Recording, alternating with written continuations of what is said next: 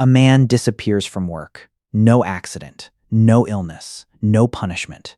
His reason is written on a tiny piece of pottery, buried in the ruins of ancient Egypt for more than 3,000 years. His wife was menstruating. At Deir el-Medina, the village of craftsmen who built the tombs of pharaohs, even an absence had to be recorded. And somehow, menstrual bleeding was considered important enough to appear in an official work record. But here is where the story becomes strange. Were ancient Egyptian women considered impure during menstruation? Or did the Egyptians understand menstrual blood in a completely different way? The answer may challenge everything you thought you knew. To understand what menstruation meant in ancient Egypt, we have to begin with a word. The Egyptian term asmm is especially intriguing because it was associated with menstruation, while also referring to natron, the naturally occurring salt used for cleansing, ritual purification, and mummification. That connection does not prove that Egyptians thought menstrual blood was literally clean. Ancient Egyptian beliefs were far more complicated than that. Purity was often about context. Inside a temple, priests followed strict rules governing what could enter a sacred space. Certain bodily states could be considered incompatible with ritual purity without implying that the person themselves was morally dirty.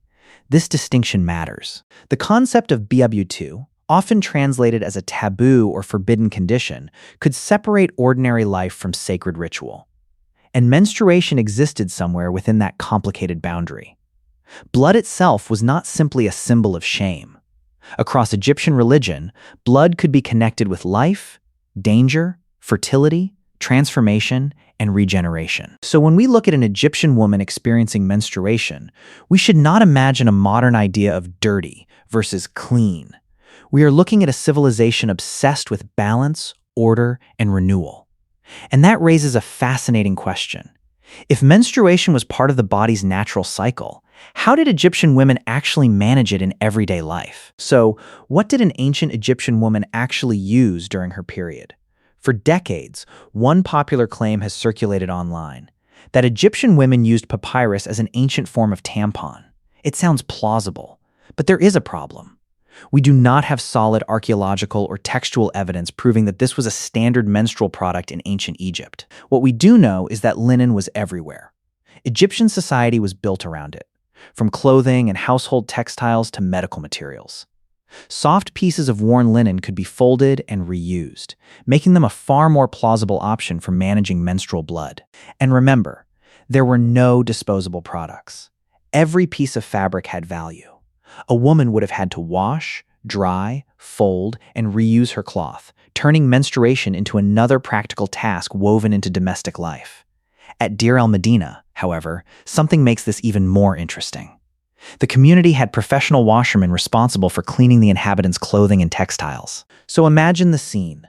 Behind the walls of a worker's village, a woman manages her period with a piece of linen. Later, that stained fabric becomes part of the endless cycle of washing and reuse. There was nothing glamorous about it, but there was also nothing uniquely modern about the basic problem. For thousands of years, women had to find practical solutions to the same biological reality, and Egyptian medicine took that reality even further. Around 1800 BC, Egyptian physicians were already recording treatments for women's reproductive health. One of the most remarkable surviving documents is the Kahun Gynecological Papyrus. It contains cases involving fertility, pregnancy, menstruation, and various disorders affecting women. But some of its treatments sound astonishing to modern ears. Egyptian physicians sometimes prescribed vaginal preparations made from substances such as honey and plant ingredients. Other remedies involved fumigation, where aromatic materials were heated and the vapors directed toward the genital area. And yes, some recipes included ingredients that modern readers find deeply bizarre, including crocodile dung. But we should be careful. Ancient medicine was not random superstition. Egyptian healers observed symptoms, experimented with substances, and passed treatments from one generation to another, even when their explanations of anatomy were very different from ours. They also believed that the uterus could influence the rest of the body. In some medical theories, a uterus that was not functioning properly could supposedly cause symptoms far beyond the reproductive organs. Today, we know the uterus does not wander through the body. But these texts reveal something important.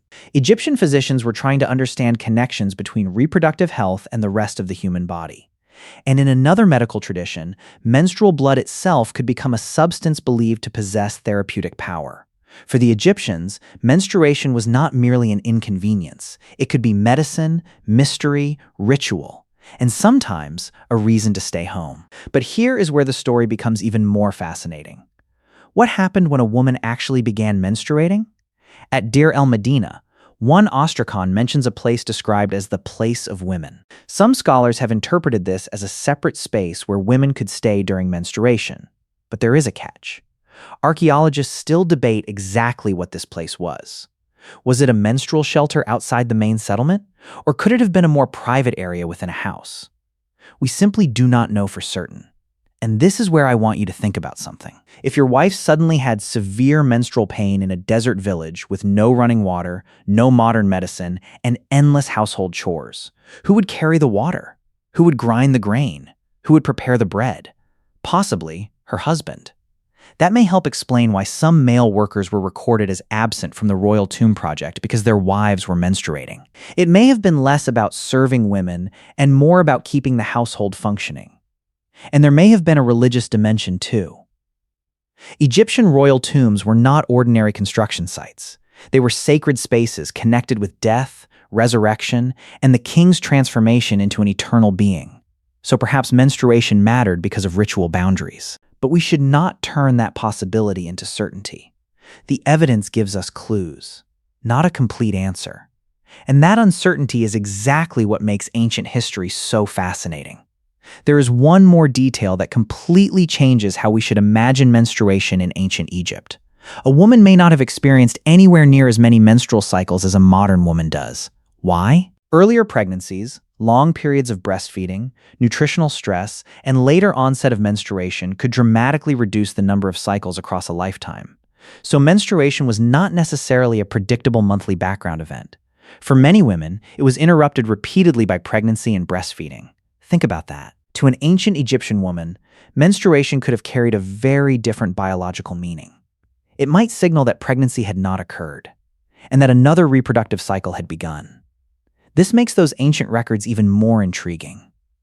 A few words scratched into a piece of pottery can reveal something deeply human. Thousands of years ago, women were still experiencing the same biological process, but the society around them gave that process its own meaning. And perhaps that is the real story of menstruation in ancient Egypt. And perhaps the most haunting symbol is the tayet, the red knot of Isis associated with blood, protection, and rebirth. For the Egyptians, blood could represent far more than impurity. It could mean life, transformation, and renewal. So the next time you see the word menstruation reduced to something dirty or shameful, remember this ancient civilization. 3,000 years ago, Egyptian society was already recording, managing, and interpreting menstruation in surprisingly complex ways. The past does not always give us simple answers. Sometimes it gives us better questions. And perhaps that is what these ancient fragments are still asking us today. What does the way we treat the human body reveal about us?